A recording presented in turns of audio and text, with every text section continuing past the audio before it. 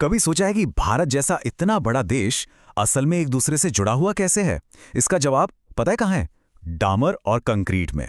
तो चलिए आज हम भारत की धमनियों मतलब इसकी सड़कों के जरिए एक ऐसी यात्रा पर निकलते हैं जो इस पूरे देश में जिंदगी की रफ्तार भर देती हैं। कहते हैं एक बुद्धिमान गुरु ने कभी अपने शिष्य से कहा था, अगर भारत को समझना है तो उसकी सड़कों पर चलना सीखो। और बस आज हम यही करने वाले हैं। ये सिर्फ एक सफर नहीं होगा, ये भारत के दिल को, उसकी धड़कन को समझने की एक कोशिश होगी। तो किसी भी कहानी को समझने के लिए उसकी शुरुआत में जाना पड़ता है ना। तो चलिए थोड़ा सा टाइम में पीछे चलते हैं और देखते हैं कि भारत की सड़कों का ये इतना बड़ा नेटवर्क बना कैसे।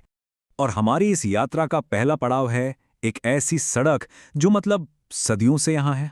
जी हाँ, हम बात कर रहे हैं मशहूर ग्रैंड ट्रंक रोड की, जिसे हम सब जीटी रोड के नाम से भी जानते हैं। जरा सोचिए, ये सड़क शेरशाह सूरी के जमाने की है। अरे इसने सिर्फ शहरों को नहीं बल्कि सल्तनतों को बदलते हुए देखा है। कोलकाता से दिल्ली और फिर अमृतसर तक ये पूरब को पश्चिम से जोड़ती है। ये कोई आम रास्ता नहीं है, ये तो भारत की ऐतिहासिक रीढ़ की हड्डी है। एक ऐसा गलियारा जिस पर सदियों से न जाने कितने काफिले गुजरे हैं, व्यापार के, संस्कृति के और नए नए विचारों के। तो इतिहास की गलियों से निकलकर अब आते हैं आज के भारत में और देखते हैं उन विशाल हाईवेज को जो मॉडर्न इंडिया को एक धागे में पिरोते हैं।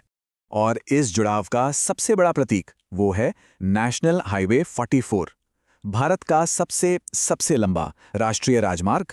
जरा सोच कर देखिए, एक ऐसी सड़क जो बर्फीले श्रीनगर से शुरू होती है और सीधे धूप वाले कन्याकुमारी तक जाती है। वाह, यही है NH44। जम्मू कश्मीर से लेकर तमिलनाडु तक ये सड़क देश के हर मौसम, हर संस्कृति को छूते हुए निकलती है। सच में उत्तर से दक्षिण को एक कर देती है। ये सिर्फ कंक्रीट नहीं है, ये तो हमारी राष्ट्रीय एकता का एक जीता जागता सबूत है। अच्छा, तो नॉर्थ से साउथ तो हो गया, अब रुख करते हैं पूरब से पश्चिम की ओर। और यहां हमारा स्वागत कौन करता है? National highway 27।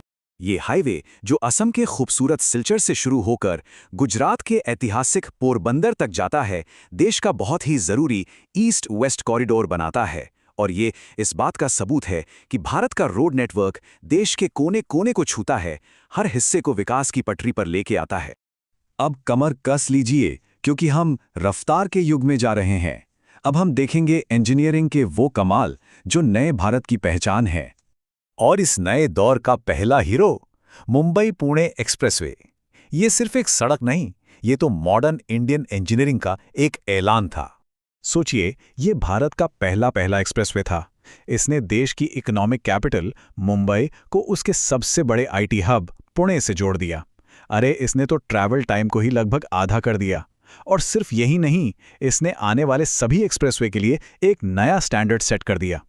और रफ्तार और मॉडर्निटी की ये कहानी यहीं नहीं रुकती, ये आगे बढ़ती है यमुना एक्सप्रेसवे के साथ, जो राजधानी को इतिहास से मिलाता है। ये शानदार एक्सप्रेसवे दिल्ली एनसीआर को सीधे मोहब्बत की निशानी ताजमहल के शहर आगरा से जोड़ता है। ये देश की सबसे तेज और मॉडर्न सड़कों में से एक है, जिसने संस्कृति और कॉमर्स के बीच की दूरी को बस कुछ घंटों का बना दिया है। तो अब हम अपनी इस यात्रा के सबसे जरूरी हिस्से पर आते हैं, वो हिस्सा जो भारत की आर्थिक शक्ति को दिखाता है, वो नेटवर्क्स जो देश की इकोनॉमी को असली रफ्तार देते हैं। और इस इकोनॉमिक इंजन के दिल में क्या है? स्वर्णिम चतुर्भुज या गोल्डन क्वाड्रिलेटरल। सुनिए, ये सिर्फ एक रोड प्रोजेक्ट नहीं है, ये भारत के आर्थिक भविष्य का एक बहुत बड़ा सपना है। इसका स्केल मतलब कमाल का है। इसका मकसद है भारत के 4 सबसे बड़े महानगरों दिल्ली, मुंबई, चेन्नई और कोलकाता को एक हाई स्पीड कॉरिडोर से जोड़ना। ये देश के इकोनॉमिक, इंडस्ट्रियल और कल्चरल सेंटर्स को एक धागे में पिरो देता है। तो ये चतुर्भुज बनता कैसे है? देखिए, इसके 4 हिस्से हैं। पहला, दिल्ली से मुंबई, फिर मुंबई से चेन्नई, उसके बाद चेन्नई से कोलकाता और आखिर में कोलकाता से वापस दिल्ली। ये एक पूरा इकोनॉमिक साइकिल है जो पूरे देश को एक साथ जोड़कर तरक्की की स्पीड को कई गुना बढ़ा देता है। और इसी बड़े इकोनॉमिक नेटवर्क के अंदर एक धमनी है जो ट्रेड और कॉमर्स के लिए कह सकते हैं सबसे ज्यादा जरूरी है, और वो है नेशनल हाईवे 48। तो ये जो NH48 है, ये असल में गोल्डन क्वाड्रिलैटरल का दिल्ली से मुंबई वाला हिस्सा है। ये देश की राजधानी को देश की आर्थिक राजधानी से जोड़ता है। सीधी सी बात है, ये सड़क इन 2 पावर हाउस शहरों के बीच व्यापार और इंडस्ट्री की लाइफलाइन है। तो हमारी ये यात्रा अब अपने आखिरी पड़ाव पर है। इन सड़कों पे चलते हुए हमने सिर्फ किलोमीटर नहीं नापे, बल्कि भारत के दिल की धड़कनों को महसूस किया है। और आखिर में उस शिष्य को ये एहसास होता है, अब मैं समझा, ये सड़कें सिर्फ रास्ते नहीं, ये तो भारत की आत्मा है। और गुरु मुस्कुराते हुए आखिरी बात कहते हैं, एक ऐसा विचार जो हमेशा हमारे साथ रहेगा। जिसे सड़कें याद हैं, उसे भारत याद है। ये इन हाईवेज की ताकत का सबसे बड़ा सबूत है। तो अब सवाल ये उठता है कि भारत की इन जीवन रेखाओं में से, इन धमनियों में से कौन सी ऐसी सड़क है जो किसी की अपनी कहानी से जुड़ती है? क्या कोई ऐसा रास्ता है जो किसी के जीवन का, घर का या फिर किसी खास याद का हिस्सा हो?